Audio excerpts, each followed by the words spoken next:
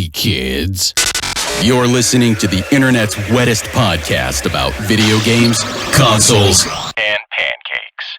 The SML What's up? Podcast. Howdy. Do. Dude, I put in like 10 minutes of Sudoku. I'm ready. I'm ready. No one played Sudoku yet, so okay. We'll do that next week. That works. The secret is it's Sudoku. Dude, well, what I wanted to ask y'all is like, it doesn't seem to know whether it wants to be called number one Sudoku or number one Sudokus. And number one Sudokus is like clearly the title. That's the way better. Oh, I noticed that. I didn't even think about that. Yeah, the actual icon says it, but the text has an S. Yeah, and in the shop it says S when you put in the code, but also in their tutorial for themselves, like they've gone back to the S. So I'm like, this is an emotional roller coaster for me. What do we do when there's more than one Sudoku game? Well, clearly you have to add an S. You gotta make it. This set of Sudokus is number one. No one Sudoku rises above the others, but collectively... Or maybe it was meant to be an honorific, and it's actually Sudokun. Ooh, I didn't think about that. That's pretty cool. I wonder if there was like a character in anime. I'm sure there is, like taking advantage of that pun. There's gotta be, man. They love. I'm here, and I'm going to punch the heavens with my, I don't know, fist of might. I don't know, some nonsense. It's all anime in the end. Yeah, it's the Fist of the North Star, probably. It's one of those. Oh, hell yeah. Now, if it puts you at ease, the Sudoku game is only $4, so that's cool. It's going to be a worthwhile $4, I'm sure. Like today I googled how do you play Sudoku. Oh my god, me too. I was like, I thought I knew, and I didn't. Really? Oh god. Turns out, once I read the rules, I did know at one point, and I just completely forgot. You forgot. You had to add up to 9, and then one cool thing about number one Sudokus is they don't give you the actual rules, but in the very first game, it'll just like it just won't let you move forward until you get it totally right. So you'll learn by the end. You'll know. Brute force Trial learning. like fire. They'll force it upon you. Yeah. But you'll get it or you'll die. Whoa. It's like the original Mario Brothers putting that one Goomba in there. And there are people who never surmounted said Goomba. You just gotta learn how to survive against that one Goomba. And then, Sad. yeah. Also, I realized Tim isn't here today. I'm right here. I'm just not saying anything. Oh my god. He knows how to play Sudoku. Like brutal. I am. And I know how to play Sudoku. Oh shit. Well, before the show starts, I'll give you the heads up. The package did arrive today. Yes! So it did show up. And I'm not looking for profit or anything, but my charge would be $145 because that would be the cost of the game, tax they made me pay on it, and basically shipping. And as goofy as it sounds, the $5 toll I paid to go to New Jersey. But that's it. No profit, nothing major, nothing like that. So I'm I'll do $150. No. Shut the fuck up. I got 160. Well then, I'm sorry, Tim, but You know what you're getting on.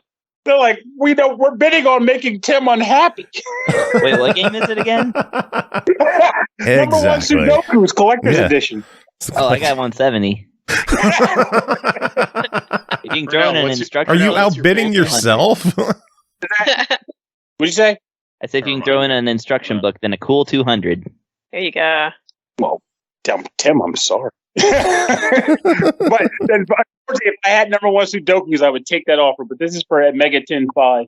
But what were you saying, Tim? You said something. I already bought No, that. I DM'd you. I'm getting your... He's getting all up in your DMs. Yeah, I'm sliding into them DMs. Follow the dick pics.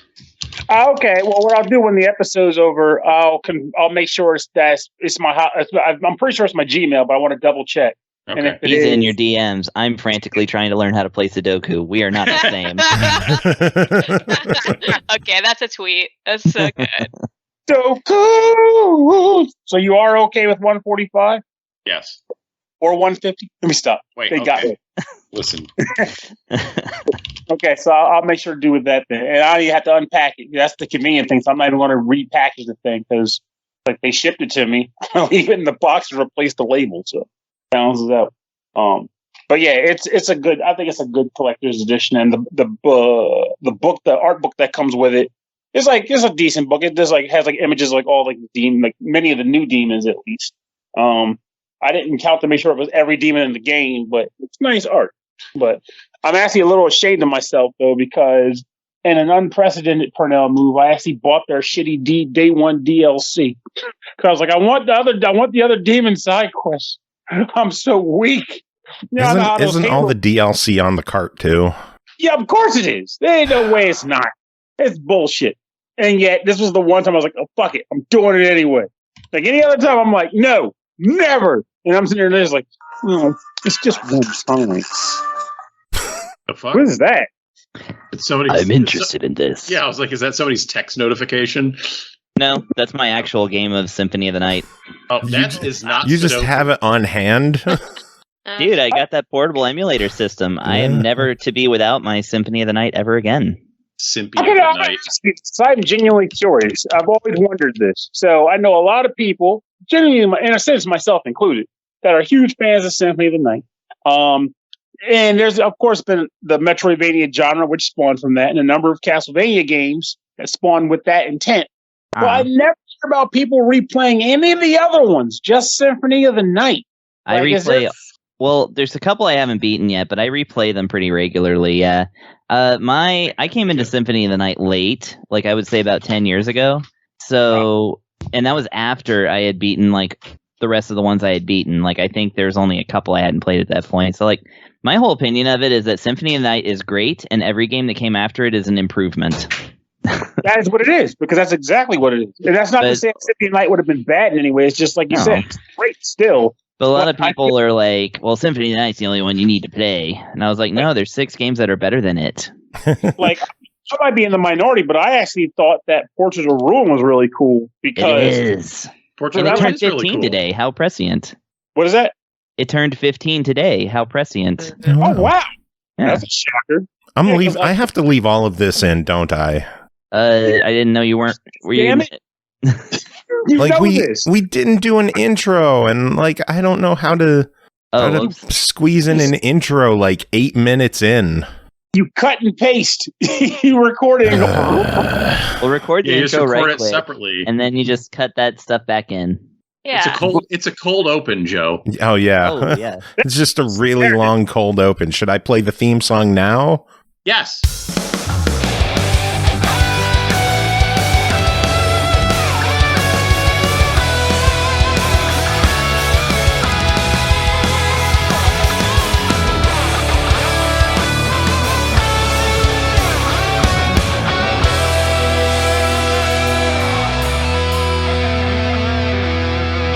Now go into the intro. What's up, everybody? This is the SML podcast. I am your host, Joe. Tim's here, Pernell's here, Hi. Kris is here, Brooke's here. How's everyone doing? Saturday night.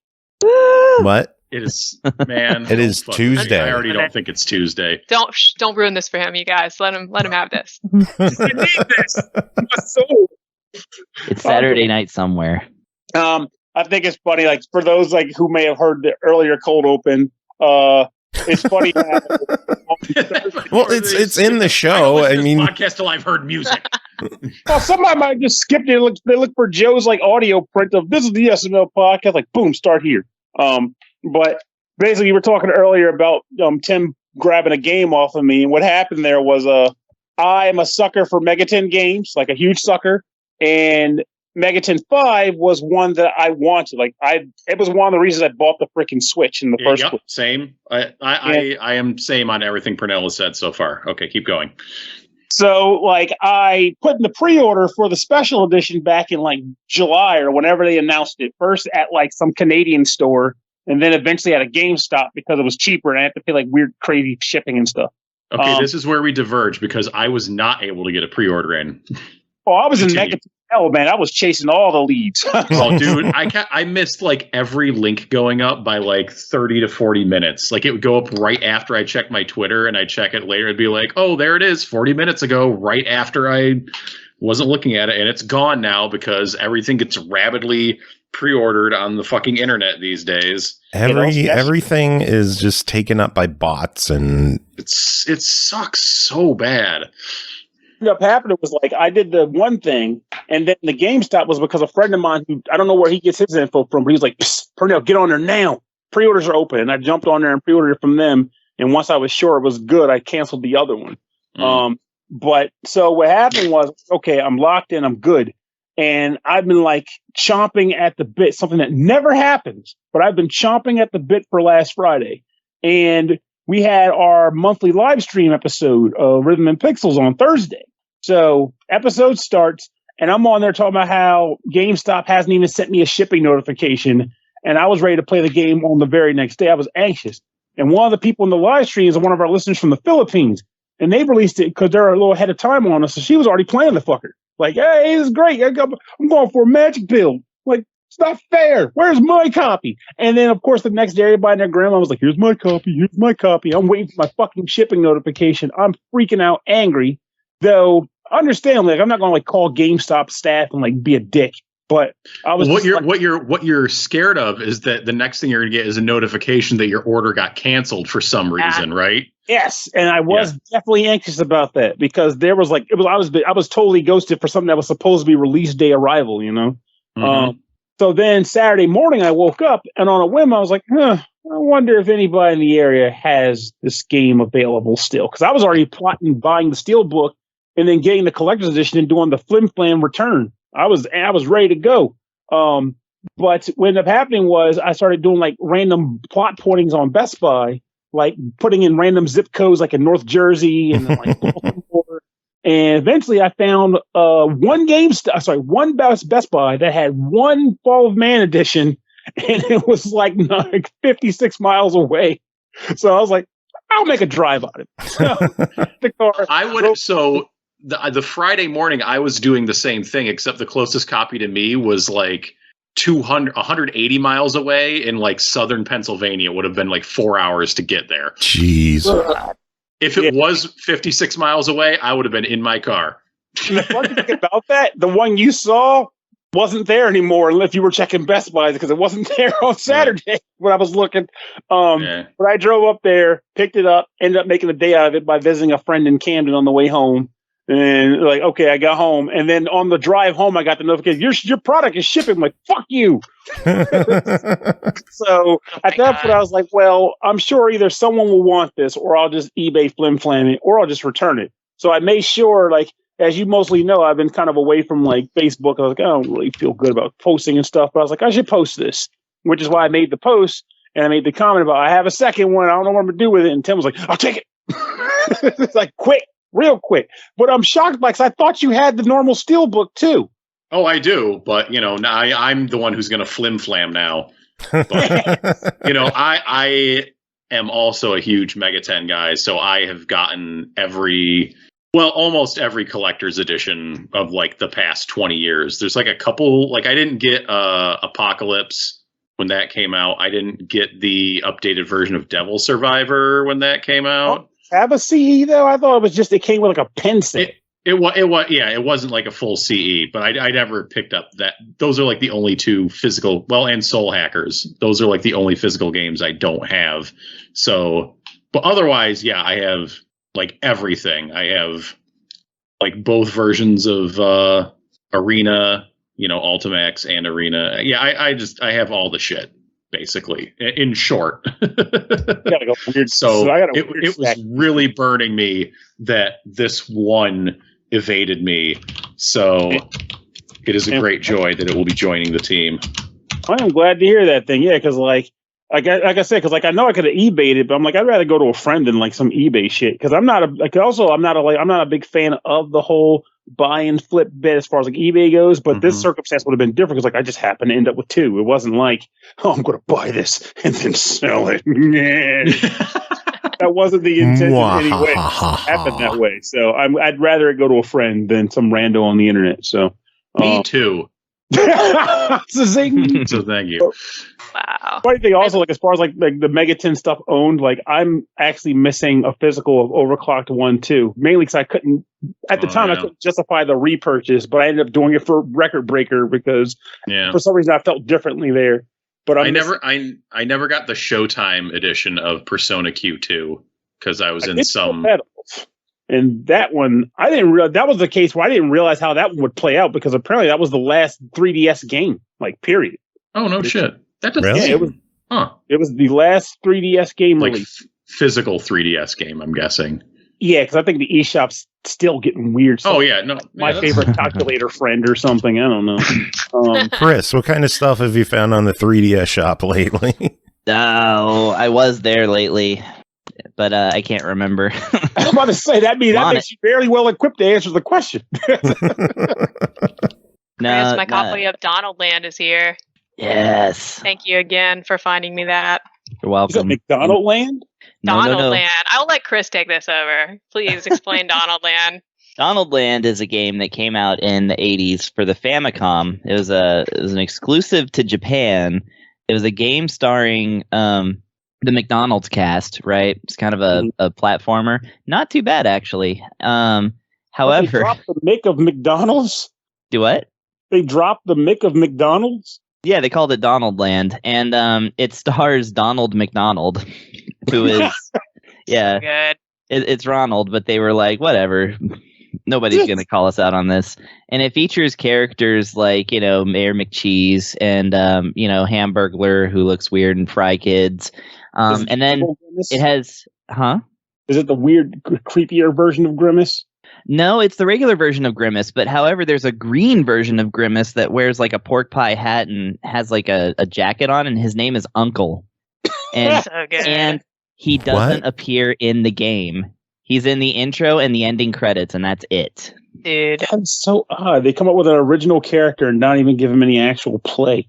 Yeah. This game is so bizarre. Like Kris's posts about this game are so lit, and I immediately started looking on eBay. Kris found me like a pretty affordable version on eBay. Helped me out. Some of them are getting pretty pricey. It is officially licensed, which makes all the stuff Kris talks about just like nuts, man. It is a treasure.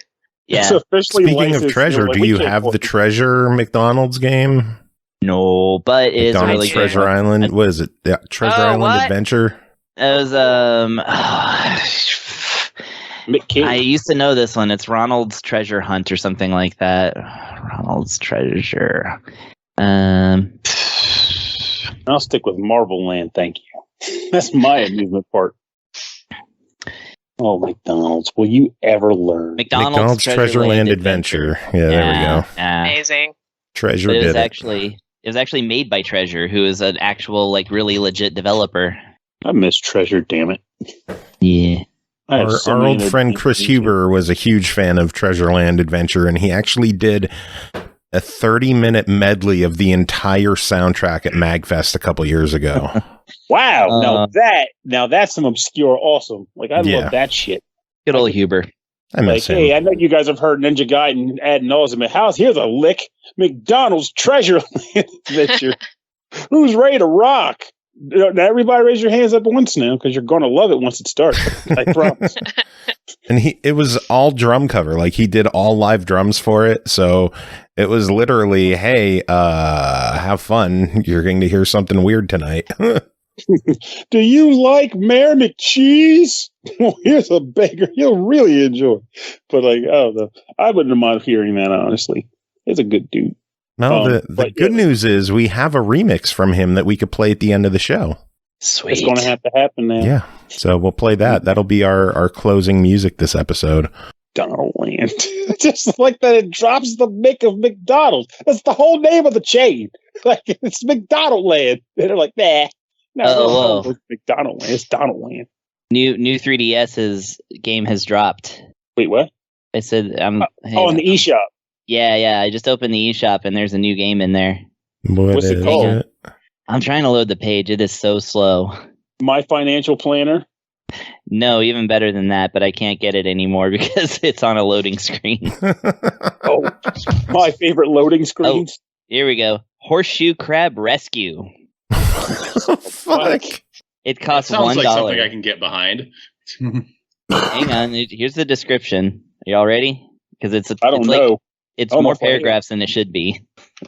It's breeding time for the horseshoe crabs, which means they will come to the beach to lay and fertilize eggs. Horseshoe crabs have been around for hundreds of millions of years, but they have one weakness. If they get flipped on their back on the beach, they get stuck. Luckily, humans can help them out. In Horseshoe Crab Rescue, and by the way, the rescue has an exclamation point at the end, and then it's followed by further punctuation, which means that you cannot extract the exclamation from rescue. You will help out these amazing creatures by flipping horseshoe crabs that have gotten stranded on their backs. Hurry around the beach and try to rescue as many horseshoe crabs as you can before time runs out. Oh, you Horseshoe bet I Crab will. Rescue is a casual game with light educational elements. Play through 15 stages of increasing difficulty while trying to beat your top scores and learn a few facts along the way. Be sure to check out the included home manual while the game is running for more educational info on horseshoe crabs. I gotta say, I am a major sucker for things where it's like you can learn a little something about yourself too, or maybe you can pick up a little tip on the way. Maybe in learning about horseshoe crabs, you'll learn about the human spirit. So, what's the release date on that thing? Is that like an actual new release? It is new. It's the only one with the new tag right now. Yeah, because every time but that doesn't say how new it is. It could be like the newest game from like May. I can definitely say that there have been some games that have come out like at least in early 2021. Because that was like around the time I last went into the shop, and I was surprised there were still games coming out for it. It's such a surprise, and yet I reviewed a Vita game not too long ago. True. What was that? Oh, really? And it sucked. Horseshoe Crab Rescue came out today. What? Yeah, available November 16th. Oh, nice. Jeez. New Nintendo 3DS systems only. Wow. I need sales numbers, damn it. I need sales numbers, and I need them ASAP. Who is buying this shit? Who is making it viable? Like, don't get me wrong, I have nothing against releases coming to the console. If people are going to buy them, that's good. But someone's like, I'm going to develop this game. What's it about? Rescuing horseshoe crabs. You know what would be a great unit for it? The 3DS. That's where people will go to play games. I'm sure I can release it there. Like, why not put it on the Switch? No, 3DS only. Joe, get us a code. Honestly, I still got a 3DS somewhere. I will. Yeah. Well, actually, I don't have a new 3DS, so I couldn't review it. Oh, Tim, your dreams. Wait, you don't have a new 3DS? No. Oh, well, you're saying as in you have a 3DS, but not a new I have a 3DS. I don't have a new, Okay, I'm okay with that. I thought you were saying like you don't have a 3DS because my brain just kind of linked them. Yeah. Well, I do have a new 3DS, and as of now, I have a copy of Horseshoe Crab Rescue. Oh, hell yeah. Oh, dear God, don't encourage him, damn So, it. you're going to review that next week. I'm going to get the info. I'm writing it under your name. You're reviewing that next week. Horseshoe Crab Racing. Okay. Yes. I'm excited to see if the PayPal real him $1. No, this was his own mistake. He's going to live with the he's going to live with the financial regret. This is it'll be a freebie. Might be good. We'll find out. We'll find out next week on the show. Yeah. But for next week, should we get for this week? Should we get to our reviews? Yeah, sure. Go to bed. It's like, yes, I want to get the fuck out of here. I mean, how can you sleep after that exciting news? I had to work. This was a board meeting week, so it screws up my whole everything, my whole sense of time, and I'm also tired because I was at work until like very late last night. So let's make like with a horseshoe crab and flip these reviews on their feet. Oh my God! So they can scuttle away. Yeah, stretch it out, Caramello.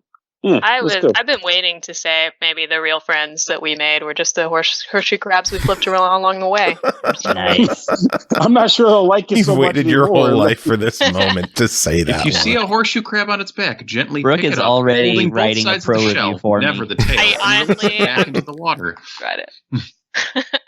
Horseshoe crab rescuing is a thing. Oh yeah, I just imagine. I mean, I could see myself doing it if I happen to see one, but it's another thing to just picture myself like, what are you doing? We're going to go to the beach specifically. The top result is Delaware. Is a Delaware horseshoe crab rescue. Really? Yep. That doesn't surprise me. That might have. Maybe I'll change my tune. Like, this is a good way to meet people. Hey, do you like horseshoe crabs? I know I do. Dude, let's go rescue some horseshoe crabs. HorseshoeCrabsOnly.com. Wait a minute. Horseshoe crabs are 100 million years old. Is that how we got Joe Biden? Oh my god. He's a hero. He's actually a secret horseshoe crab for the Horseshoe Crab Empire. Gotta flip some bills. I'm like raising my hat and doing a little dance. Oh my Make a god. little love. Yeah, exactly. Okay, so first game to talk about tonight is called Blue Reflection Second Light, developed and published by Koei Tecmo Games. It released November 8th on Switch, PS4, and PC for $59.99.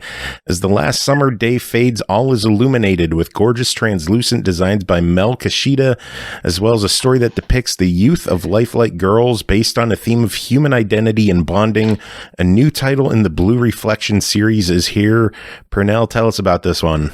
I'll lead off immediately by saying that I was familiar with the original Blue Reflection, but I hate the heck I'm about to say this, but I let my machismo get in the way. I was like, I don't know if I'll really get along with this game. It's all about bonding between teenage girls, and I just ignored it like a goober.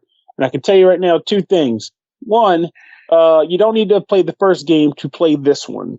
There will be little bits in there that get referenced and the like, but overall, I was able to get into it without that. And secondly, I was a damn fool because this game, at least, is actually pretty nice. Like, it's got heart. And I say that humorously, knowing that we just talked about Mega 10 without the heart, But I digress. So the idea behind this game is that your main character goes by the name of Ao, A-O, so it could be pronounced any number of unexpected ways. And she wakes up in a school that is surrounded by water. You can't leave, and there are only 3 other residents at the school, none of which have memories. She doesn't even know how she got there. She just knows she went to school one day, and next thing she knew, she was at this building and she couldn't leave. So her and her new friends have to make lives at this facility trying to make ends meet. Fortunately for them, amenities are taken care of, but they have food available to them and they can cook, clean, or whatever. But again, they can't leave. So one day, while hanging out and talking with one of her classmates, one of her new classmates, something weird happens. And a place opens up called a Heartscape. And the girls decide to venture in and begin their adventure in hopes of figuring out, one, why none of them have memories except for Al, who was the only one who came with her memories intact. And 2, maybe find a way to get themselves back home. So this is actually an RPG series by Gust, which you may know from the Atelier series, which is worth mentioning because there are actually surprisingly a few Atelier features in this game, or features that you know of from that franchise. The game primarily takes place in 2 environments. 2 environments. One being the Heart Space. Heart Space is where you go outside of the school environment to engage in dungeon-like action and fun, to search for resources, search for memories, which are crystal items on the map, and engage in combat. As you're exploring these Heartland environments, which are basically places that are built of the memories of the girls at the school, you will look around for various things. And when you're running around, you have the usual map traversal abilities. You can, crawl under objects, check things, pick up items, swing your scythe, which I'll get into in a second, to cut grass and find items, or engage in combat. If you come across an enemy on the field, you can either sneak up on them by pressing the stealth button and then striking them from the back, or just run up on them. And once you have done that, battle begins. And believe it or not, this game has an interestingly unique combat system. It has a time metric in that, it's like an active time bar that runs. Everyone shares the time bar. And as the bar slides across, for every tick on said bar, the character will generate what's known as ether. So in increments of 1,000. So 1,000 ether, 2,000 ether, whatever. Once they've reached the point where they've acquired ether, they can use an attack. And they all have different ether costs and different traits that can be used on enemies. They work in a weird way in that they all kind of run on a different gear level. It's the best way to describe it, where at the beginning of the battle, everyone's at level 1. But when you pick an attack, it carries properties including the attack power and stuff, but also the amount of which it will speed up future gauge accruals. So you might be like, okay, I want to use this attack, which will make the next attack gain come that much faster. But the more attacks you use, you'll also change gears or shift gears, which will allow you to move further up the time bar and get more ether, which will allow you to do more and better attacks because you'll unlock them as you go.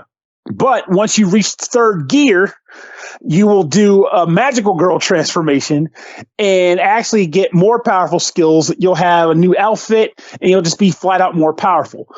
So what ends up happening here is you find yourself in a situation where you're trying to maintain attack count, combos and the like, and making sure that you can get all of your girls to keep comboing with each other to get themselves up to magical girl status and start wreaking havoc on the enemies. And it's a constant flow of time because the enemies are doing the same thing. They have a time gauge that goes the opposite direction, and when they reach a certain point, they can do attacks on you. And depending on if they do a super powerful attack, they can disrupt your combo and in turn potentially even make you regress in gear shifting and make you lose your transformations and thereby make you weaker in battle. So it's this weird battle of attrition going back and forth of trying to nail down combos and kill things off. It goes pretty quickly in normal battles, but the boss battles can take a little bit of time. But overall, they're all still fairly snappy combat features. And I honestly really like the combat system, with the only detriment being, for as flashy as the battles can be, you'll be spending so much time trying to time like counterattacks and blocks and support moves and the time gauge that you will be missing half of the stuff going on in battle. You're just like, watch the bar, now's your chance, go, get the sniper thing, shoot a bullet. And so that's an interesting, that's a thing that it doesn't hurt the game, but I do wish I could keep up with both ends of the spectrum sometimes. The other half of the game is the actual school itself, because when you go back to school, this is where the girls live in their downtime. And the thing that you generally do here is the atelier-like crafting structure. You can craft items that you can use for like healing your characters or like, bolstering their attacks and stuff like that. And this is done by finding items and taking them back to school. In addition to that, you can also craft food, which can be used for healing, and facilities. Because, funny enough, these girls are freaking masons and hemstresses and everything. Because you're making clothes, you're making booths, you're making actual facilities that you can utilize for both just fun that the girls use for various story events and the like, but also for various stat bumps. Because, for example, let's say you make a snack bar. You build a snack bar. You choose a place on the school that can accommodate the space for it. You build it and you set it up. Now, once you've built the snack bar, in combat out in the hard space, you get a small or medium attack boost while you're out there, so long as that facility exists in your school. How does that work? I have no fucking clue. Doesn't matter. It's fun. You can't have everything built as you go. I mean, eventually initially you can just build whatever you get, but eventually you'll get more stuff that you can build than you have space to accommodate. So you'll have to actually be wise about choosing which and what you want to build and use, which is part of the fun. It makes for great customization. And then lastly, at the school, you can also take the girls out on different dates, because you will get new girls that show up at the school through mysterious means, which I think is also a large, awesome aspect of the narrative. It's like figuring out what the hell's even going on in this place. But you can take the girls out on dates to different facilities, and they'll walk hand in hand together and have conversations. And depending on where you go in the school, you'll also have story-based cinema scene conversations, which can boost their bonds. And you might be thinking, well, that's totally Persona. One, Persona's not the only game that can do that, so screw you. And two, in addition to that, it's not really like the whole rank up thing in this game. Instead, when you bond with the girls, you get TP, not toilet paper, tech points or talent points. And you can use the talent points to unlock different abilities on their talent trees, which are expanded as different events occur in the game. So, for example, Kokoro might be able to boost her attack power or her defense power, or even earn a new skill. Whereas a support character, rather than have attacks and stuff, since she doesn't have those, she can actually get abilities that will help the other characters in combat, like the actual fighting characters, or make it easier to get items when you're scavenging, things like that. I mean, all in all, this game has been a surprising good time for me. It's at the point where I was reading the recent Game Awards nominees, and I'm kind of sad that this one isn't one of them, and yet Cyberpunk is. Because really? Yeah, that's worth being sad over. Yes, like this is the kind of game that I feel is worthy of being listed as a contender for like the RPG of the year. That kind of deal. It's a very good game. The narrative is awesome. The characters have heart to them. Like there's a lot of conversation that take place in this game, and I never once felt myself going, "Ugh, vapid teenage girl chatter." So I was like, "Oh, I wonder what's going on with Goku. I hope everything's okay there. I wonder if anyone whose heart space is going to open up next." Like it's actually really cool.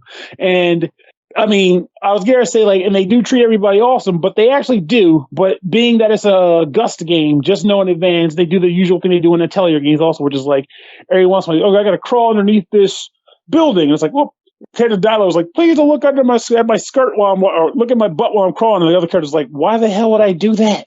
But junk like that. But otherwise, like, I think everybody's pretty well treated in this game. Like this, it's a genuinely good narrative, and I am very happy with this game. I am glad the review came through because I would have been ignoring this franchise, but now I'm going to go look into the anime when I'm done with the game. Like, I am a fan. And nice. I genuinely believe this is a good buy product. Well, the game is $60. There is also a deluxe edition that comes with some bonus content for $73 and an ultimate edition that also includes a season pass for $115. What are your thoughts on all of this? I'm generally with the normal game element. At least for now, I'd ignore the bonus stuff because a lot of their bonus stuff is usually like weird costumes, like bikini packs, and I don't give a crap about that. But the gameplay at its core is worth your scratch. If you're down with all that other bonuses like costume packs and the like, then knock yourself out. But for me, I'm all about that base game. Get the base game, get it now, and enjoy the wealth of RPG goodness that we've got coming up running on the Switch this season. Because you have tons to play right now, and it's awesome. So this should be amongst your list. Cool beans. All right. Next game to talk about is Encased, a sci-fi post-apocalyptic RPG developed by Dark Crystal Games, published by Prime Matter, released September 7th on Steam for $29.99. A tactical sci-fi RPG set in an alternative 1970s where an enormous and inexplicable artifact, the Dome, is discovered in a remote desert. Fight enemies, explore the anomalous wasteland, level up your character, join one of the forces in the ruined world, and more. Kris, tell us about your time with Encased. All right, so Encased. This is I just found out that there's such a thing as CRPG. I actually didn't even know about the term before. But it's those kind of like isometric, like, it's click computer somewhere. RPG. Yeah, computer RPG. Click here to go there. I'd never heard CRPG before. It shows you how much. Yeah, it's like Fallout, like the Wasteland series, Divinity Original Sin games, the Pillars of Eternity, those shits. Yeah. So this is one of those. So it starts off innocently enough. You are a person with a past that you kind of pick whenever you make your character or choose a pre-made character. You are going into a dome in order to do some work, and the thing about the dome is that it's this thing that just kind of like got discovered that nobody knows what it is, but people found out that they can go into it, and like it's got all of these like artifacts and like items and flora and fauna that are unique to the inside of it.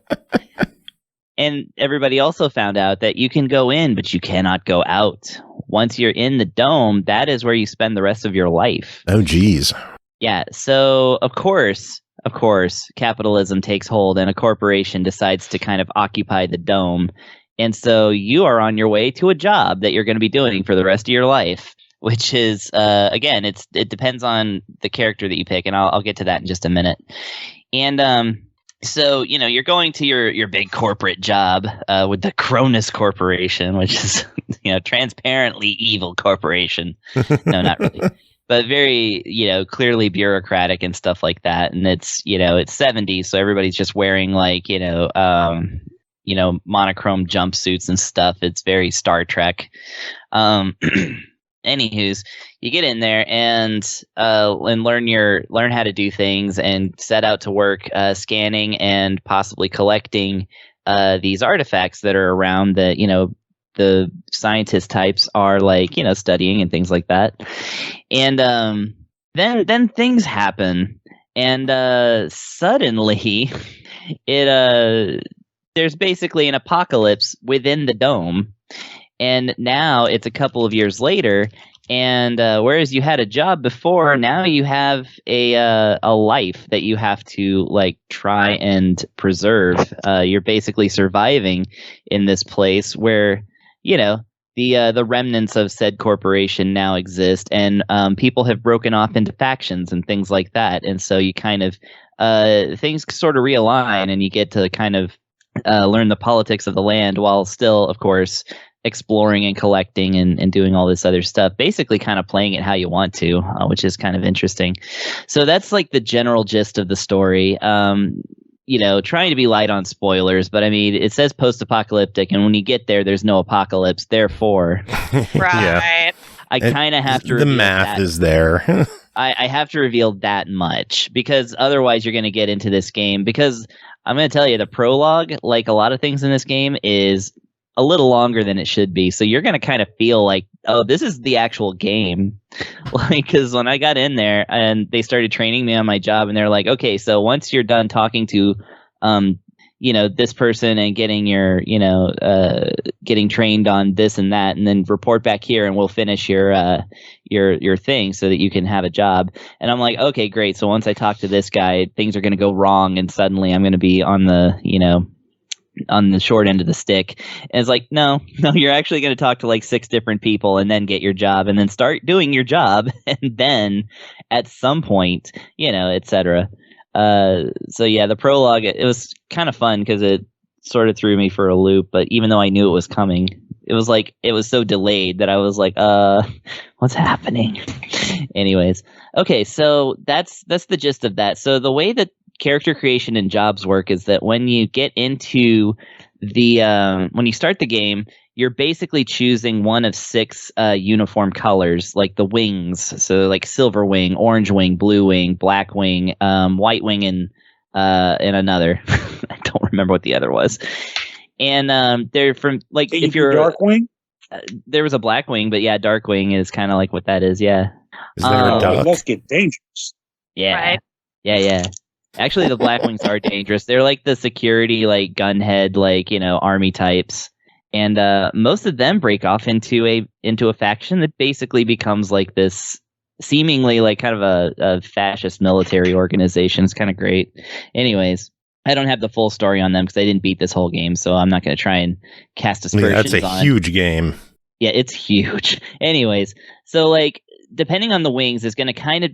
That's going to kind of determine your background, of course, but also your starter skill set. And, you know, it will affect your stats and things like that. But ultimately, of course, the wings are going to eventually, you know, break off into like different factions and different, you know, not necessarily all the factions are going to be based on those wings. Like there's, you know, for instance, there's Video Game Church, which is where people decided that instead of, you know, some people are trying to escape the dome. They're trying to figure it out. And, you know, hint, hint, maybe you are too.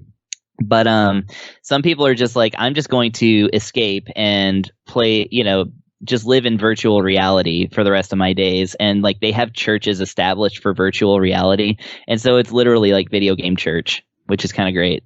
And that's like one of the factions. So, of course, that's not super tied to any particular job. But anyways, so the job's going to determine your background, and therefore what that affects the most, and this is where the game is really cool, lots of dialogue choices are basically kind of hidden behind what wing you chose and like what your different skill sets are.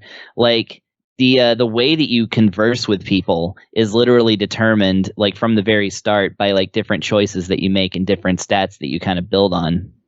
To the extent that you can create a character that has only 1 point of intelligence and is thus nonverbal, and that character will have an entirely unique experience. Sweet. Because that character won't be able to talk, and so people will change the kind of information they reveal because they believe that you don't understand anything. So like it's like crazy stuff like that. It's like really cool. That's really cool. Yeah, I know the old Fallout games, if you had like a 1 or a 0 in intelligence, they would have some fun dialogue options there. Yeah, exactly. And then like some characters, again, probably like Fallout, because I only know a little bit about Fallout, so you'll have to forgive me on this. I haven't really played them. But some characters that have like a high mechanical like piloting ability can actually wear mech suits kind of things. Like, you know, for basically like security and heavy lifting and stuff. And you can like drive your own truck and things like that. At some point, I didn't do this myself, but I saw somebody else do this. You can actually take over like what's basically like a land train and kind of create your own mobile base, which is incredible. And actually my character's kind of on that path, so that's like kind of what I'm going for. Because I went with the Blue Wings because they're basically the blue collar engineers, like, you know, handy people, like, you know, not the hoi polloi, you know, Silver and White Wings, who are like, you know, basically the people who are the higher ups at the corporation, but also not the Orange, which are like ex-convicts and stuff who are, or just regular convicts who are basically forced into kind of this slave labor, doing all the like heavy work at, you know, the point of a gun practically. So things like that. Anyways, so yeah. The way that that's basically the story, and like the way that it's designed, and like there's a million stats. I'm not even going to go into all of them. The gameplay is really cool because it's, you know, you click here to go there, you click on things to look at things, you take items and stuff like that, and you actually have lots of different ways you can interact with stuff. It sort of goes into like in a really vague way, like there's choosing violence, where like you want to open a door, you can kick it down. There's like criminal, which is, there's not really crime in the game. As long as you don't get caught, you can basically do things like whatever you want to do. And sneaking is kind of like sneaking is really easy to do. So it's like if you choose a life of quote unquote crime, it's more like you're just clever. But then you can like lockpick the door. You can sneak around and just keep enemies or not enemies, but keep people inside the donut of like, you can sneak in this area kind of thing. And then there's like, you know, basically like the kind of diplomatic way of doing things, you know, kind of following the rules, and you can kind of have people do things for you. You can have companions in this game, although companions I find frustrating because they operate on secret of mana rules. That is to say, if you walk somewhere, you don't quite know exactly what they're going to do. They're not going to follow your every step. And so they might walk themselves directly into traps and like kind of go off screen and stuff like that. And you kind of have to wrangle them. So, fortunately though, like the game's prepared for that. It actually has perks like, if you choose a lone wolf style of gameplay, it's literally called Lone Wolf. So there's like all these kind of things you can choose to like kind of make your chosen style of gameplay like even better. So anyways, that's basically the gameplay. Like I said, it's going around exploring, grabbing stuff, trading stuff, and, you know, eventually uncovering the mysteries, whether through violence, cleverness, or diplomacy. And actually what I understand, I didn't know this until actually just today, you can literally do a pacifist route through this entire game and not fight a single thing. Nice. Wow. And almost every weapon has a disabling feature rather than murdering people. And there's so many weapons in this game that you wouldn't consider weapons. Like, I actually got through the first couple of quests where my melee weapon was a janitor's broom that I had stolen. Awesome. Yeah. It worked real good against rats, whereas my heavy machine gun really didn't. So shocking. The opening fire on a rat didn't work out well. Yeah, exactly. So yeah, I mean, no real complaints. I mean, the graphics are a little dated, but I mean that's okay. It just runs all the better on older computers as far as that goes. Although the backgrounds look solid, I really like the textures and stuff. Storytelling is really good, but if I had to point my finger at the story, I would, and you know, accuse it of anything, it would be being slightly overwritten. It took me, I didn't even, on my first day of playing this game, I didn't get to do combat because I was talking to so many people. Oh, wow. And for so long, but it was all good. It was good dialogue. It's voice acted. Even the narrator's like this kind of, you know, kind of a good old boy narrator. It's kind of weird, but you know, because it's kind of supposed to have that a little bit of Old West feel to it, I suppose. But there's very few complaints about this, honestly. It is a great time if you're into this kind of thing where, you're doing the CRPG thing. I guess fans of Fallout and whatnot are going to really enjoy this one. Nice. So for $30, what are your thoughts? Yeah, $30. I say this is a buy it because that's and I understand like they had a very successful Kickstarter as far as I know, like some years ago, and it's been in beta forever. So I totally understand the relatively low price. It's kind of like, a AA game instead of a AAA game. But yeah, if this is the kind of thing that sounds interesting to you, then it's very well done. So I'd say go ahead and get it. Cool. Sounds good. Yeah. All right, next up is KLANG 2, developed by Tinimations, published by Ratalaika Games, released November 17th on Xbox One, Series X and S, Switch, PS4, and PS5 for $14.99. Imprisoned in a facility at an unknown location, KLANG must hone his rhythm combat skills inside audiovisual simulations. Fast attack the enemy with flashy fireballs, dodge and counter enemy attacks, and deal enough lightning damage to shame even the greatest gods of mythology. Achieve a euphoric state of trance through the skillful play in this rhythm action game with hypnotic beats and high-speed combat. Tim, tell us about your time with KLANG 2. KLANG 2. All right, this is an RPG, so this review probably won't be as long. So yeah, this is a rhythm game. The gist is that, you are... this game has got some story and lore going on for sure if you want to engage and absorb it. There's lots going on. It's not just it can just be level after level of rhythm action if you want to do it that way, but yeah, they have like a story mode and just a casual just get to it and play the songs mode. They have it's kind of surprising for just how much they decided to do with it. But yeah, so at the base of it, you are the KLANG, become the KLANG. So you're this dude holding a tuning fork sword, and it will put you into a level where you are, just like a simple 2D, not like super wide area. You're not directly controlling your character, but enemies will, depending on what you're fighting, the things kind of take different forms. Like at the basic level, it's just like these little star creatures will swoop in, and a different prompt will pop up on each of them. There are larger boss enemies that are just kind of hanging out in the background, and their attacks that you need to avoid will present themselves with different prompts. Basically, what you're doing with the gameplay is you are pointing the KLANG. You're pointing your tuning sword with your analog stick, your left stick, and then you are hitting the square button to KLANG. To KLANG. I don't know. It's kind of a silly name, but anyway, yeah. So it'll take the form of like, okay, there's a big pink circle coming in over to the upper right. So you point your stick in that direction and you hit the square, and then you hit that circle. There will be like there are indicators to help you hit it on time with the beat. So if you're like a little too early, too late, etc. But yeah, you want to hit it on the beat, and then you will either, depending on what the thing is.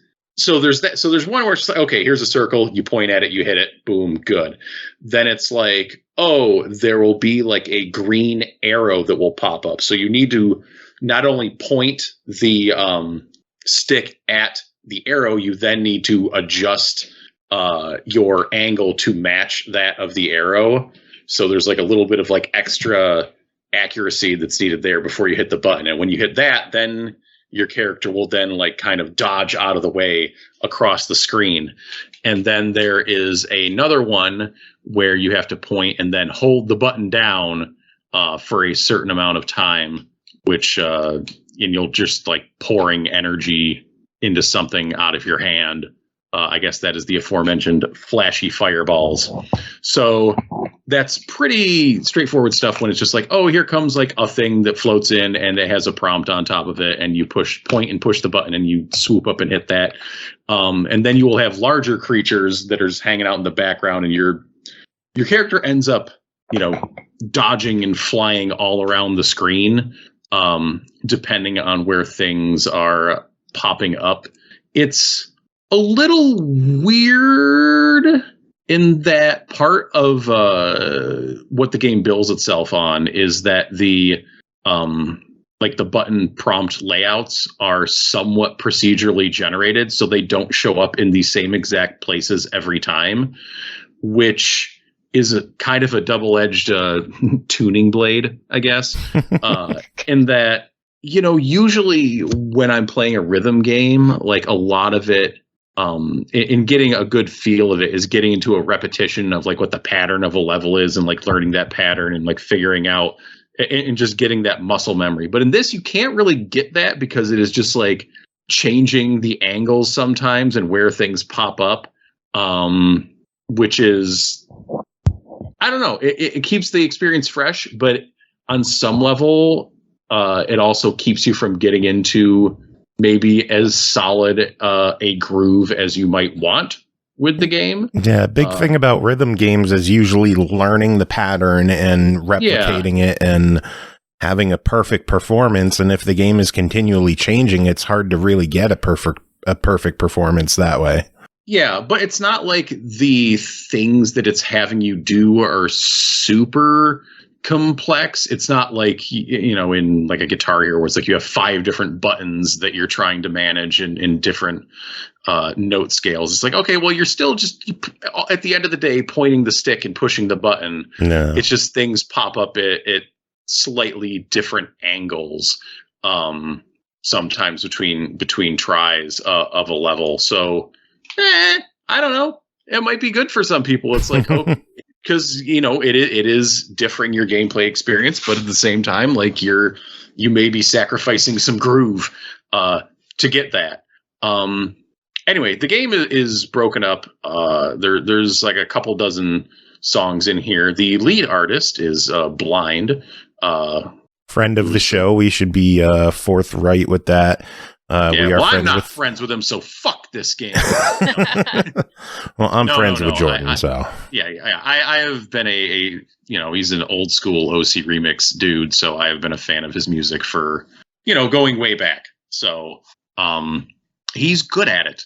And he makes the good stuff. Yeah, the good music. The other artists on here aren't bad, but Blind, is definitely my favorite. Go figure, someone that I have a pre-existing enjoyment of their music. So the game will present itself in after you get through, the tutorial, it'll give you like 4 or 5 songs at once, like kind of in a group, and then you need to achieve a certain cumulative rank on those songs to unlock the next boss and move forward. So it's like, well, the higher your rank, you get like 3 points, or if it's a little lower, you get 2 points, or if it's kind of ass, you get 1 point, and you need to get like 10 total points to move on to the next boss, or unlock the next elevator or artificial simulation or what have you. And then once you get past that, then it will unlock, a few more tracks. And then you have to get to a new point total to unlock the next thing. And that next point total, like it includes, so it's like once you get past like the first boss, it's not like you have to get like another 10 points on the next set of songs. It's just like you have to get an additional 10 points out of the 8 total songs or whatever that you have unlocked. So you can go back and, play up those previous levels just to kind of like those easier levels, I guess I should say, to help buff up your star count and keep the game progressing. I didn't find it overwhelmingly difficult to keep accruing stars and keep moving forward, as it were. There are some of the stages, like some of the bosses, I had a trickier time kind of following my dude as he kind of zipped around and there was things moving around in the background.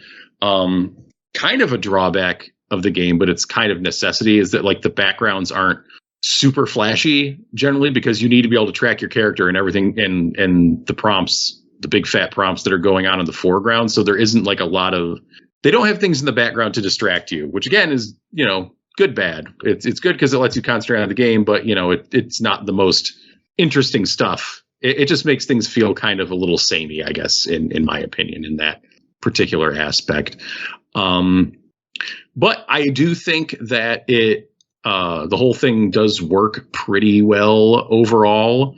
I think the gameplay works well with the rhythm, even if it sometimes, like, you will unlock more kind of button combination prompts, not really combinations, but different things. So it's like on the simple tap one, they'll have things where it's like, oh, you need to tap it like 4 or 5 times, the button in rhythm, or on the ones where you have to hold down the button, the target will like move in an arc around you, so you have to follow it with the stick.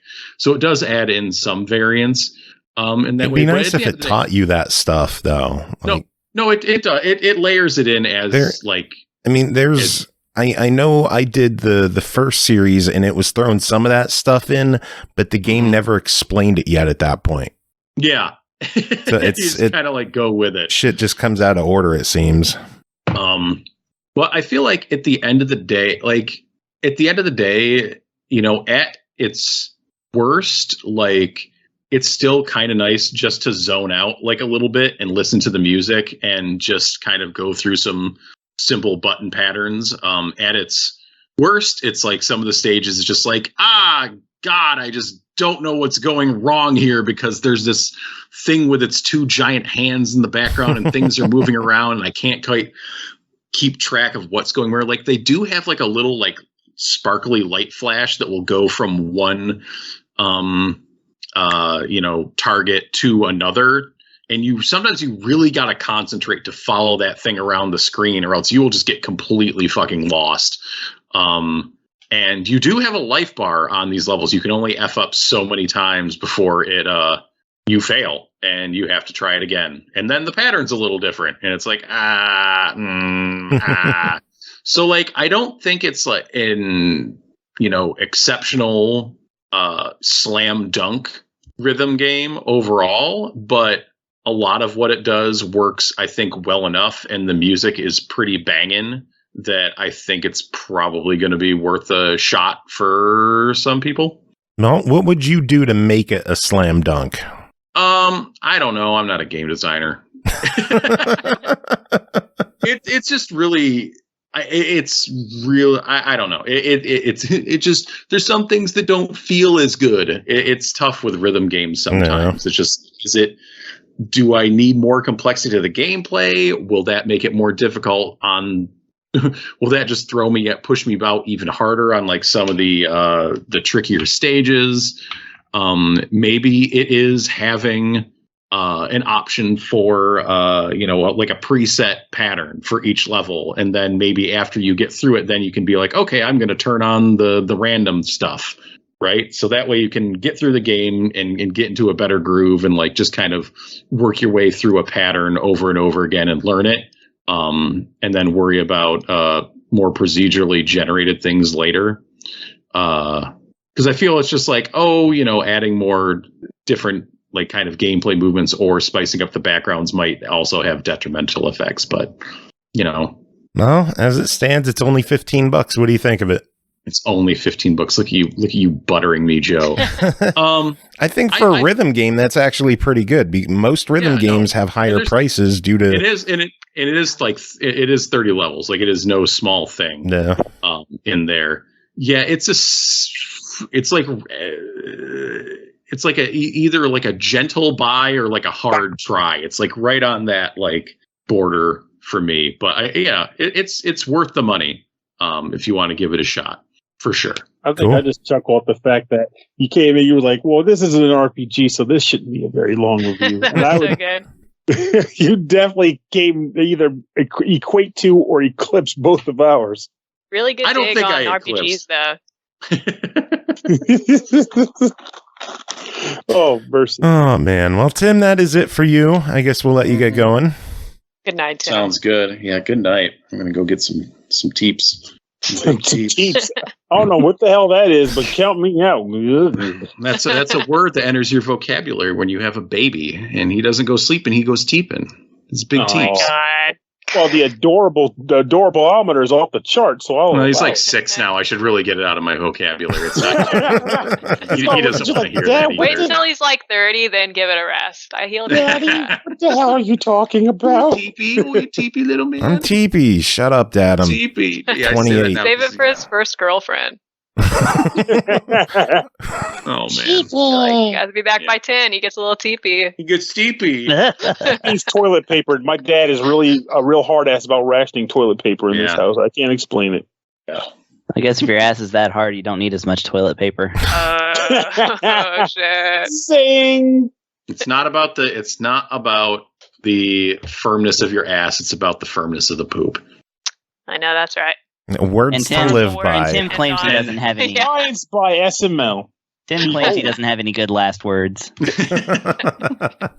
Sometimes I do, but sometimes. Okay, yeah, I'm leaving now. I'm leaving on that note. The poop note. The poop note. The brown note. The brown note. All right, next game to talk about is Hoplegs, developed by WhyKev, published by AuroraPunks, released WhyKev or WhyKev. Son of a bit. I hate when it has it's WhyKev. I don't know WhyKev either. Just wanted to, I guess. I hate when the little red squiggly line under the word obscures whether it's like a Y or a V. Verse. Curse you, OneNote for Windows 10. Anyway, Hoplegs, developed by WhyKev, published by AuroraPunks, released November 12th on Switch and out of Steam Early Access for $19.99. Hoplegs is an unconventional and entertaining platformer where the gamepad buttons are your legs. Kris, tell us about your time with Hoplegs. It's WhyKev. I just looked at the eShop. Why not, Kev? Okay. So anyway, for $19.99.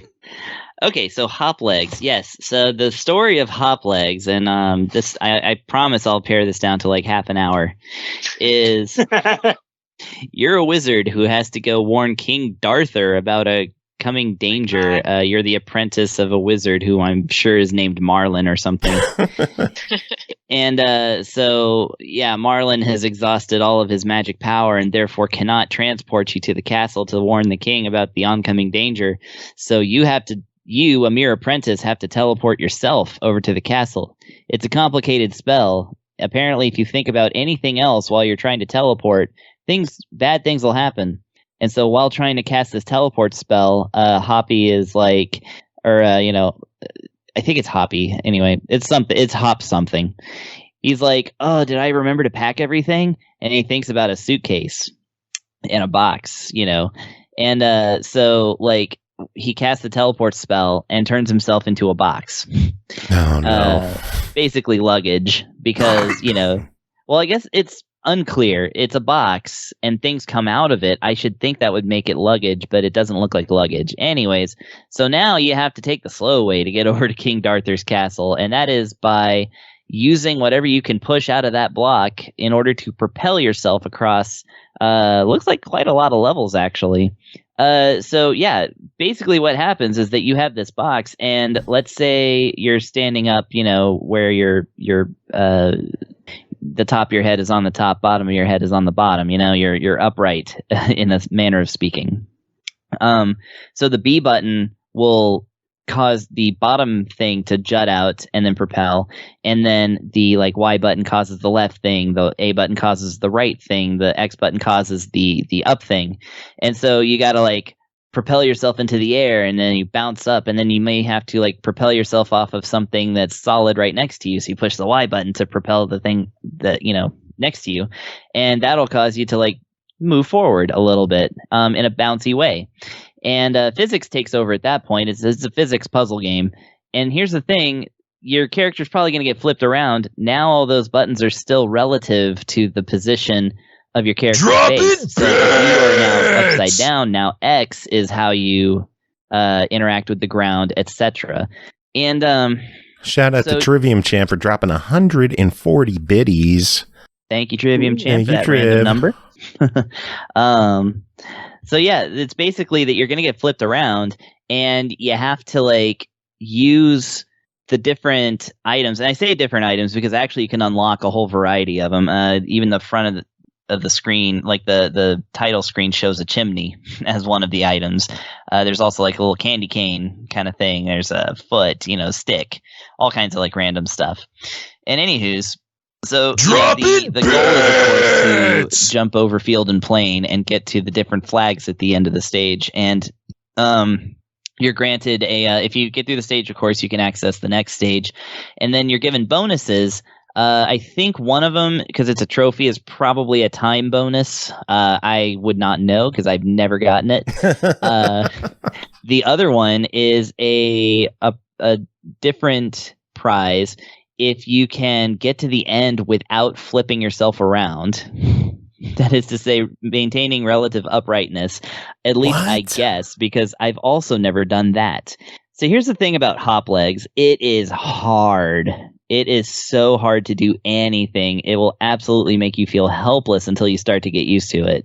And I only just started to get used to it. I mean, I did get through a few levels by the sweat of my brow, but yeah, it's rough stuff. You can access a lot of the levels. I don't know if it's all the levels because, again, I have not beaten this, but you can do a time trial with 4 different settings so you can kind of see like what the game has to offer. It appears to offer snow levels, and that just makes me laugh. And the game knows how hard it is because by the end of the first stage, they're saying something like, because the narration, like there's actually like the game is acted, like it's got voice acting, it's got animated cutscenes, there's narration throughout the stages as you progress. And one of the narrations is like, by this time you should have mastered the mechanics of the game, while you're like sitting here trying to get past this like new major hurdle that they've put in your way.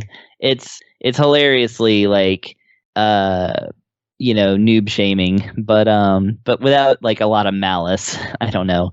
It doesn't feel like the game has malice towards you. They're just kind of like, well, you bought the game. This is what you got. But you signed up for this. Yeah. What seems interesting to me, and of course I didn't get to test this out myself, is that it has a solo adventure. It also has a co-op adventure. So I'm curious to know what that's like. And it also has a party and versus mode with up to 4 players. And that to me makes it seem like it might be a toast time smash up situation where you get like 4 players into this absolute chaos and everybody has fun. So that's pretty good. But yeah, that's basically Hoplegs in a nutshell.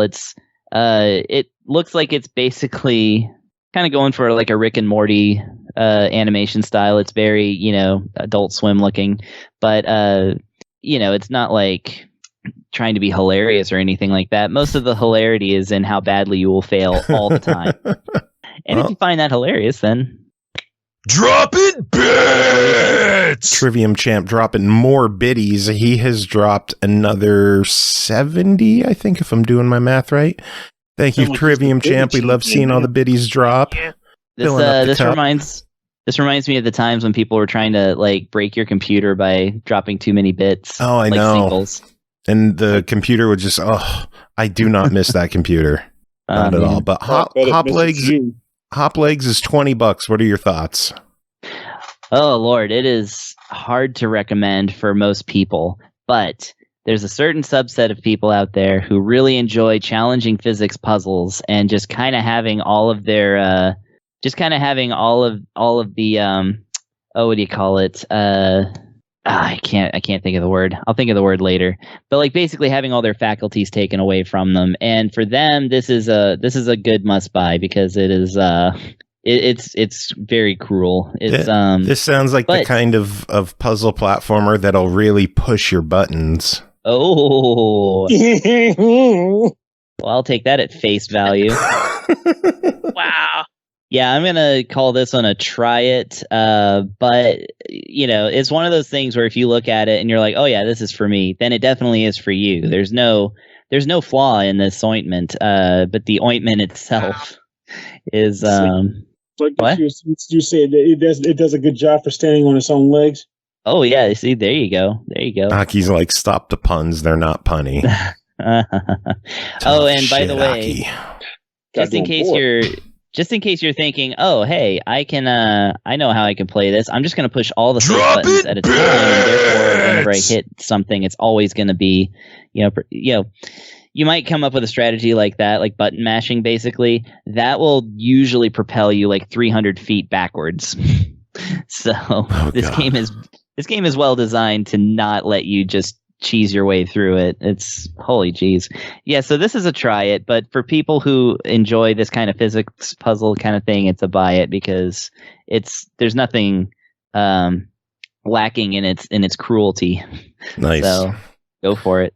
All right. Well, more bits keep falling. Thank you, Root Beer, for dropping 100 biddies now. Many thanks for that. He's in competition. Aw, clapping. That's adorable. All right, next game to talk about is Venus Improbable Dream, developed by Borealis and Ratalaika Games, published by eastasiasoft, released November 12th on Xbox One, Series X and S, Switch, PS4, and PS5 for $9.99. Venus Improbable Dream is an immersive visual novel experience focused on mental health and personal identity. Guide Kakeru's decisions as he takes steps towards facing inner fears and reclaiming his life. Player choice affects how the narrative will progress, including special dialogue options for key scenes. Will you help Kakeru achieve something he never thought possible? Brooke, tell us about Venus Improbable Dream. So, this game is definitely pushing the mental health awareness angle. You're playing as a young man who's so physically disfigured that people treat you literally like a monster. And the story is mostly about your experience growing up under those conditions and how you react to that. But the story isn't just about people treating you poorly and you developing mental health issues from there. Kakeru, the player character who we're playing as, he doesn't think he's some great, amazing guy who just got a really bad hand or something. He honestly sees himself, even though he's just a teenager, as a piece of shit who's just as responsible for his own unhappiness as his circumstances are. He knows he can be bitter and vindictive, and he wants to be better than that, but he's just really struggling. And that's normal at his age, super relatable for anybody reading. He meets a girl who's sort of in a similar position as he is. At least that's his perception of her. The game is about their relationship developing for sure, but my take is this story is a lot more about how he feels about himself and how, probably especially when you're a teenager, your first experiences trying to figure out how people really see you are really eye-opening and potentially life-changing. Whether or not this ended up personally being my favorite game ever, I want to say as somebody who prides myself in being well-versed in visual novels for both genders, I'm glad that I played this. Even though this one's mostly just marketed towards young men, I found it personally pretty relatable, and I found it refreshingly emotional for something that's, quote-unquote, for guys. Guys, especially gamer guys, get a bad rap sometimes that they don't have. They're not super emotional, or they don't have as many feelings as girls, and this game definitely lets us know that they do. Games like this also make it super interesting to me as a visual novel fan to see the strong commonalities in a game like this compared to the female equivalent, the Otome games. I'd say a majority of the visual novels I've read across the board, whether you're playing as a guy or a girl, you're a lot of the time playing as a monster or someone who is born disfigured or who science experimented into disfiguration, or everything you touch dies. Just generally lots of townspeople treating you like a monster, lots of struggling within yourself, wondering if they're right, and you really are.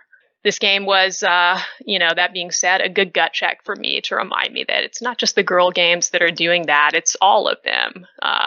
It brings me hope. It also brings me a nice little laugh to imagine that there's just one company out there that makes every single visual novel, and they're rubbing their hands together like every time they make a game, every time they make a dating game that's like, oh, make this one about someone who can't fit in and feels awkward. They love that. And, they're right. We do. We love it. Nice. So overall, the game is $10. What are your thoughts on this one? I feel very differently about this one than I did last week, for sure. $10, that seems just right to me, maybe an especially fair price. If you like visual novels, if any of the description Joe or I gave about this game tonight sounds good to you, this is a strong try it for you.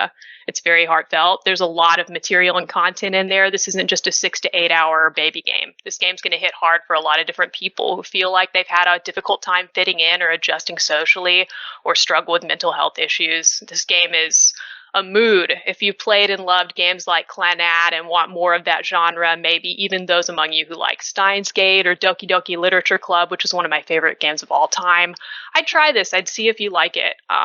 I've got no qualms with the price point of this one versus the amount of content here. You're going to know within a few minutes of playing, of starting out, whether you want to play through this one to completion. And if you choose to do so, you've got a ton of material ahead of you. For the type of game this is, I think it's a really good deal. Art-wise, mechanics-wise, music-wise, it's good. It's really good for this price, maybe above average.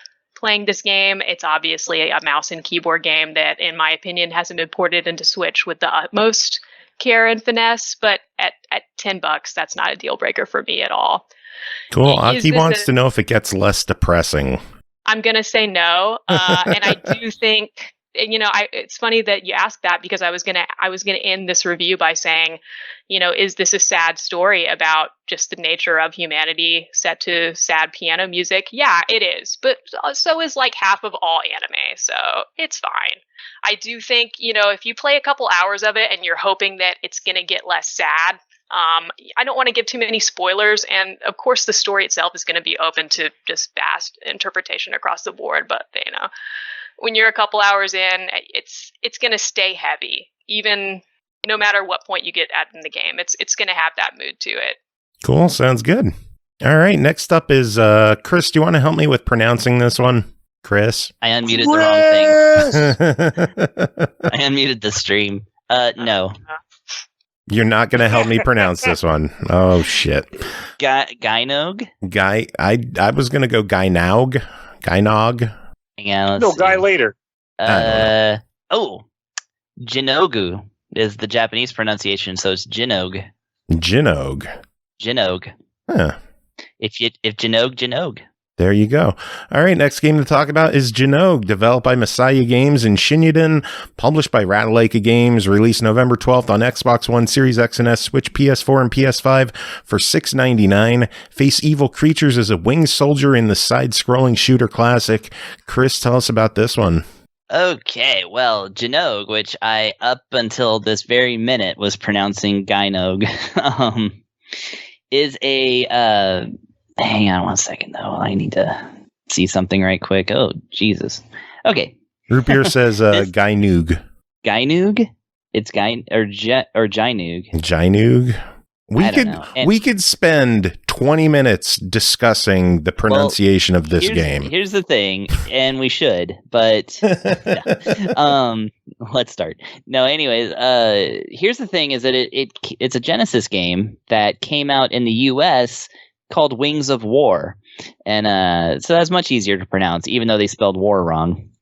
And okay, so next game to talk about is Wings of War.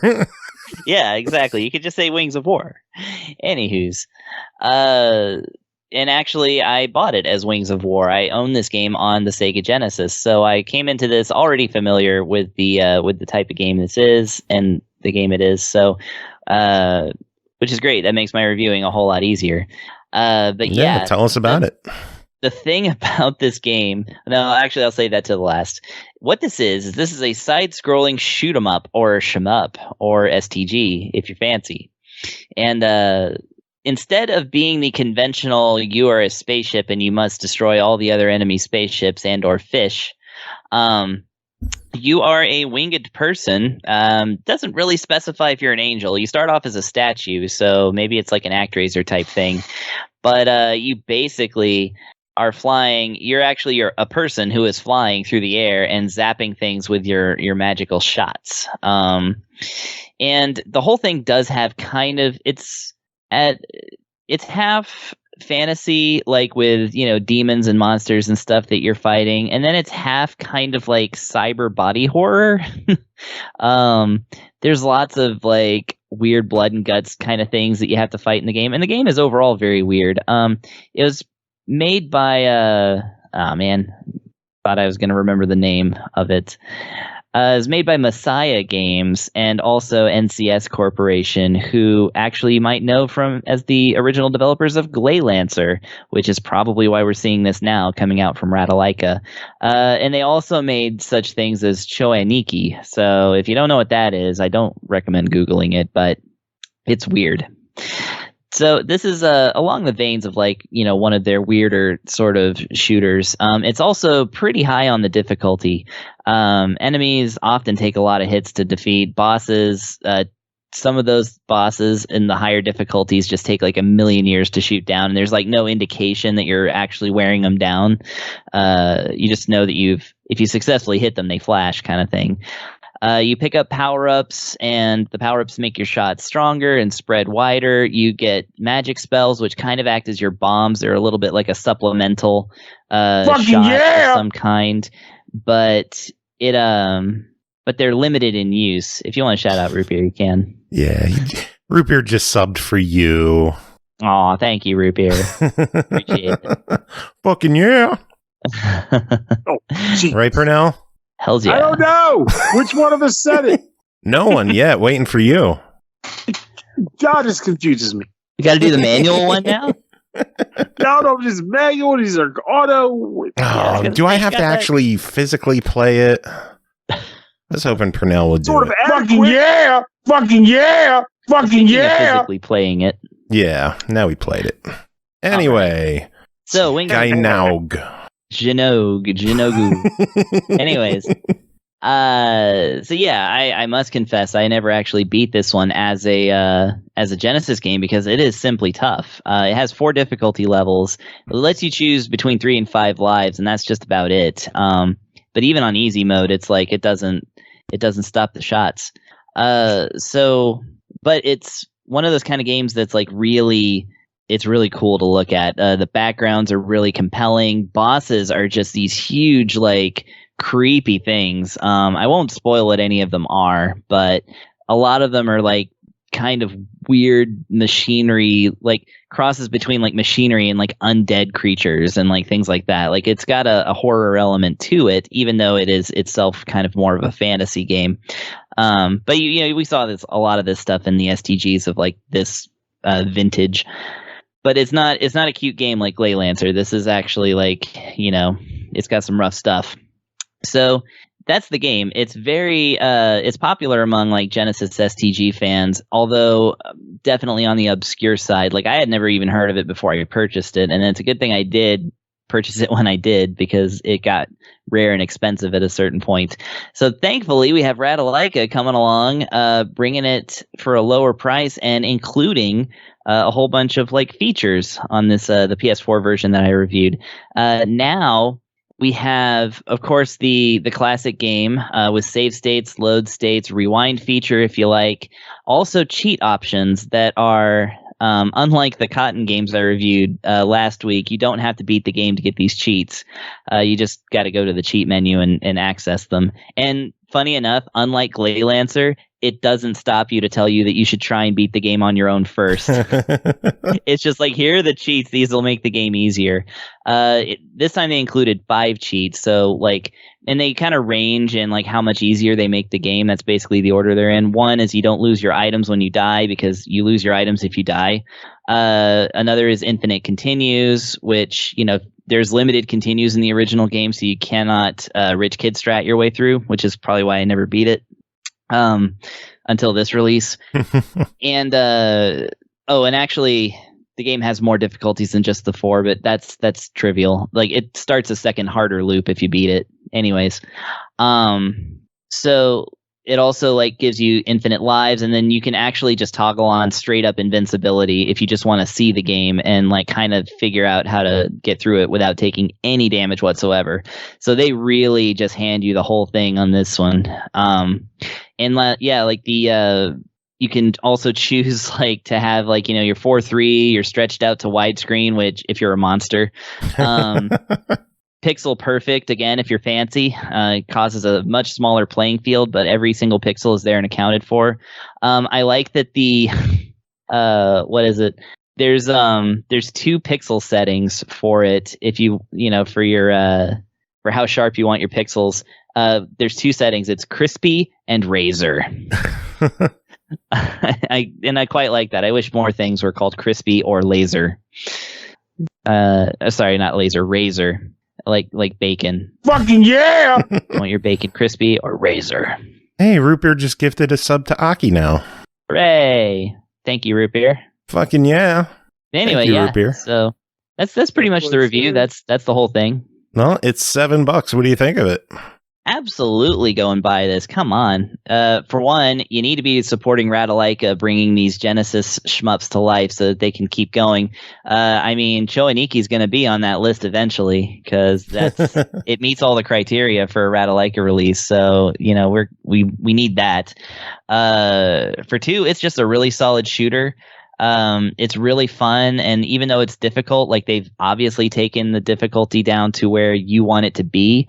The second thing is I'm looking at a copy of it complete in box on eBay right now for $199. Oh, geez. So this is your best deal by far to get this game into your hands. So obviously go out and buy it if you're in any way a shmup fan or just want to get into shooters, because this is a great practice shooter, to be honest, on easy difficulty with invincibility or infinite lives. I mean, this would be a good way to get your feet wet. Nice. Sounds good. It seems like Ratalaika is on a streak this week. I know. And we got one more Ratalaika to talk about. Let's see if this one's good. Next game to talk about is The Prince of Landis, developed by Lorestrome, published by Ratalaika Games, released November 5th on Xbox One, Series X and S, Switch, PS4, PS5, and PC for $7.99. The Prince of Landis combines the character-driven story and dialogue of a visual novel with the exploration and puzzle solving of an adventure game, a horror adventure with catastrophic consequences. As Root Beer gifts a sub to Serlina. She needs to visit our stream more. I miss her. We got to get her on the show again. But Prince of Landis, Pernell, tell us about it. So Prince of Landis, I can't say a ton about it because, well, I'll be giving the game away. But essentially, the idea behind this is that you're a young kid named Evan, who lives in the small town of Landis, Oregon, and everyone in this town is a piece of shit. Like, I'm just going to hammer it right out. Everyone in this town is a piece of shit, and this kid has to deal with the brunt of it. And it's a very depressing ordeal. And eventually, one day, through a turn of events, an alien lands behind his house. His spaceship crashes behind his house, and the spaceship, even the alien, pretty much is like, "Hey, take advantage of you, do things for me, or else." He didn't really say or else, but he's a kid, alien's scary. You put two and two together. What's being inferred by the kid, unfortunately. So what ends up happening with this game is it takes place with him pretty much running errands for the alien to help him fix his ship, retrieving items to repair his ship. And throughout the course of this, he has to deal with the unfortunate people in this town that he has to engage with, being like his father, the school bully, a teacher, and just a few other like general NPCs in town. The game itself really is all that I've described. Like, you essentially get a request from the alien, and then you are in the pursuit of trying to get those things. So you might eventually, you get like some copper. So you need to figure out where to get copper, and it revolves around you going between, I guess, maybe I'm going to draw a round ballpark, 20 different screens to talk to different people to eventually get the thing that says, "Hey, you can find copper here." So then you go about getting the item that lets you get the copper in the place, get the copper to the alien, and then you get a few more things, and back and forth till the game is over. I was able to complete the entire game with all the achievements in an hour and 44 minutes. It's interesting too, because after I completed the game, I went and looked up a couple other reviews. I was genuinely curious, and I've heard people say a couple hours or like 4 hours and things like that. But one thing that maybe a lot of people didn't know about is that there is a button that lets you run pretty freaking quickly, which really does speed things up. You can pretty much just blitz across the map from point A to point B. It's weird in that I get that it is a visual, it's like an interactive visual novel type of game, so it's not meant to be meaty or anything like that. And I believe it was also like one of the developers' first few games. So I definitely wouldn't knock it for that, because as a first game, I wouldn't mind seeing this person do more work, put out some other titles, and see what he can do. Especially if he decides do a little bit more with the puzzly aspect of these kinds of games with items. Because I get that it could be a little bit tough to come up with a good item combination structure or anything like that, like how to create an engaging item puzzle for one of these kinds of games. So, and I can't fault it. I mean, ultimately, I did, even though I said I beat it quickly, I did play through the entire game, and I did want to see how it ended up. So, in that regard, it did do its thing. I wanted to see how this would play out in the end. But the thing that kills me is, and this is a personal opinion, but then again, this is a review. It's supposed to be personal opinions, right? Is that it's fucking depressing. And I went and did some reading, and I came across apparently the Reddit where the actual game's creator said that the game was based on events from his childhood, in which I say, any of the people this was based on from your childhood, fuck those people, and I'm sorry you dealt with them. That is fucking rough, because goddamn, this game made me mad for that kid. Like, there are 2 endings in the game. It says catastrophic consequences. I was happy with both endings. That's a lot, given the nature of the game. I wasn't happy per se. I wasn't like, yay, jovial, but it wasn't like, oh no, something bad. It was like, I had it coming. I'm good for this. Oh, God. Well, don't give away any spoilers. Oh, of course not. I'm not going to. I'm just saying catastrophic will be in the eye of the beholder on this one. But it's interesting to say that, like I said, it's not a game that you're going to feel like, oh, I'm really stumped on this puzzle. So I think I was stuck on one puzzle, but it really involved me just not talking to a person again that I had talked to like 30 minutes prior. And he said something different that triggered me towards an item that I needed. But aside from that, if you're the type of person that like plays these kinds of games and inspects objects and things like that, trophies will come or achievements will come really quickly for you. I think I was playing on PS5, so in this case, it was trophies. Trophies will come pretty quickly for you, and you won't really find yourself being truly stumped. But the downside is that you will be doing a lot of like, I'll just talk to everybody until something clicks. But with that said, like I said, I did play through the game, and I do appreciate the guy's efforts in making it, and I would like to see him do more in the future. So my sense is that it's hard to say like what I would expect, what I would look for better, but I guess, like I said, the item puzzle linkage would probably be the biggest thing for me. I'd like to see him do more with like better puzzling, maybe combining items to do things, making items stand out a little bit more in the environment if you're going to have. But then again, I think he used like one of those like RPG Maker MV to do it, so you can't really zoom in on stuff like that. The model's pretty much baked in, but nonetheless, like there is more that you can do with it, I'm sure, and I'm looking forward to seeing what he does with it in the future. So as far as this game goes on the review scale, I'm gonna give it a try because it's not a game that I found bland or anything like that. It wasn't bad. It's just goddamn depressing. It's like really made me sad. Like, can you think of a game where you played and you just felt horrible for the main character? Like, not even so much like, oh man, he didn't get the girl he liked, or oh man, I bet he wish he had a can of beans in his pocket or something. Maybe in the next adventure. No, I was just like, this poor fucking kid. Like, I feel horrible for this kid, and he's not even real. He's fictional. But fuck. Man, between this one and Venus, it seems like we have some good old depressing stuff this week. Oh yeah, but we had Blue Reflection, and that was happy. Yay! Well, we got 2 more games to talk about. Let's see if either of those are happy. The next one is GUNKID 99, developed by Yongjustyong, published by Top Hat Studios, released November 10th on Xbox One, Series X and S, Switch, PS4, PS5 for $6.99. GUNKID 99 is a fast and frantic 2D arena shooter that will seriously challenge your skills and reflexes. Craft your own unique playstyle and unlock crazy weapons and combos. Kris, tell us about GUNKID 99. So you are a kid, rather kind of a stick figure of a kid, and you are tasked with going into these stages, not really like a single screen, but it's like, I mean, it is a single screen, but it's panned. It's a little bit like Bubble Bobble 2, for lack of a better metric. Anyways, but instead of blowing bubbles at enemies, you're shooting things with guns. They're like kind of like just animated shapes in that sense, angry circles and whatnot.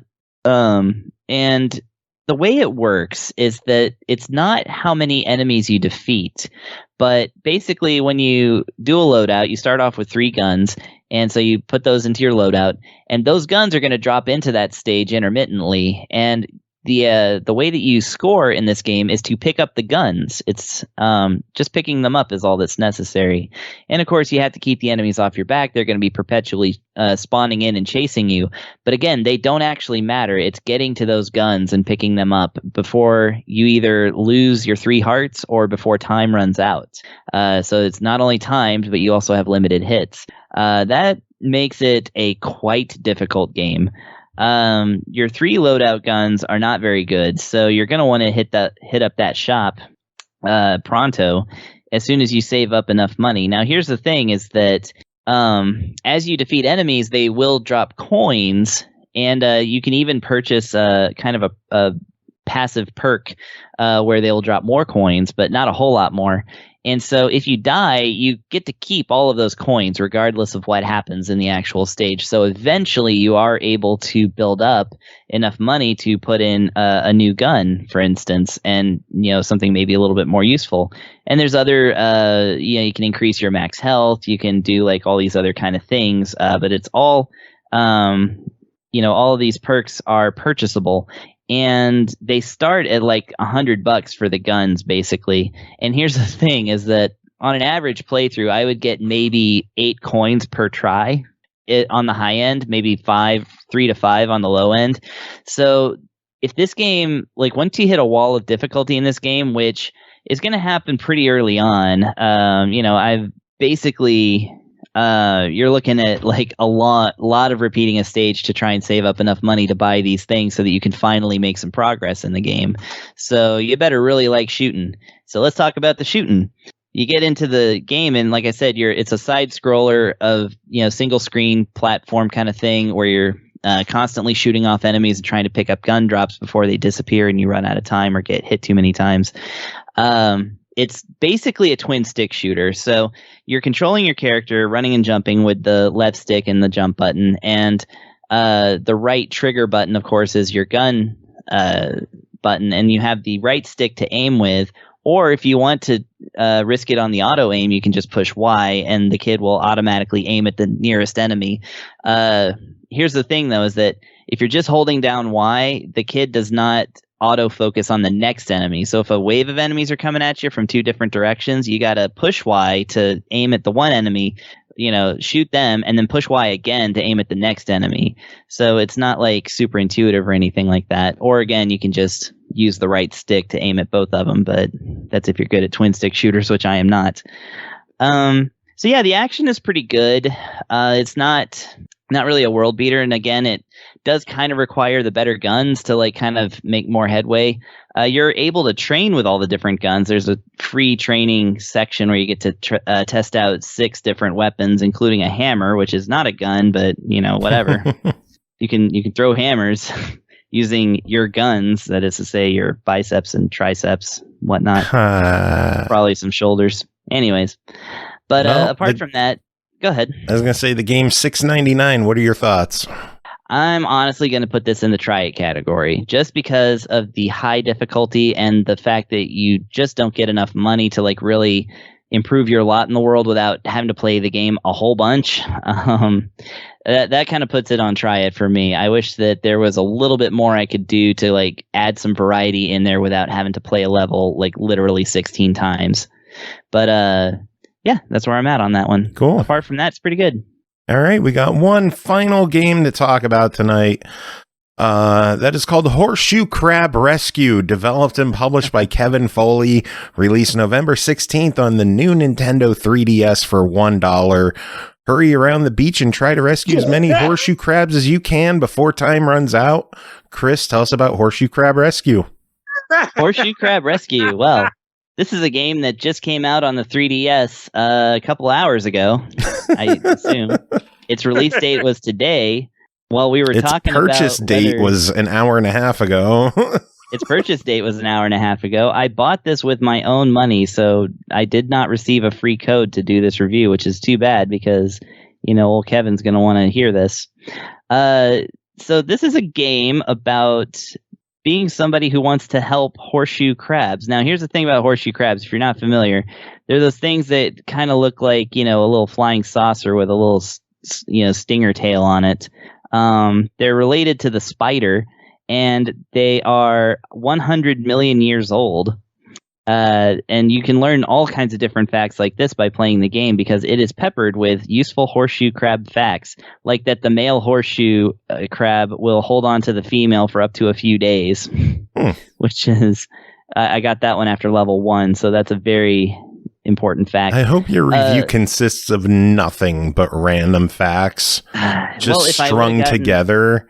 If I would have gotten far enough in the game during this episode to get all those facts.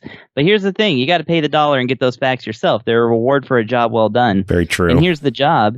You walk around in the first person. You just basically walk around with the left stick with your stylus out on the touch screen. And it utilizes both screens for your field of view. And you have to walk up to an overturned crab and tap on him, whereupon you get a smiley emoji, and the horseshoe crab is now on its feet and ready to go, because that is their one weakness that 100 million years of evolution did not clear up for them, is the fact that if they're turned on their backs, they can't walk. And so that's basically what you do. There's a minimum goal that if you reach that before the timer is over, then you get to pass and go to the next level. But there's also a max goal, which is that you have flipped every single horseshoe crab that can be flipped in that particular beach, and that will end the stage early, and then you get to move on to the next stage and then repeat. Seems like there's a good amount of levels too, and it's actually all in 3D, so it's, it is not a bad looking game at all. So, cool. $1. What do you say? I mean, I bought it. Was it worth it?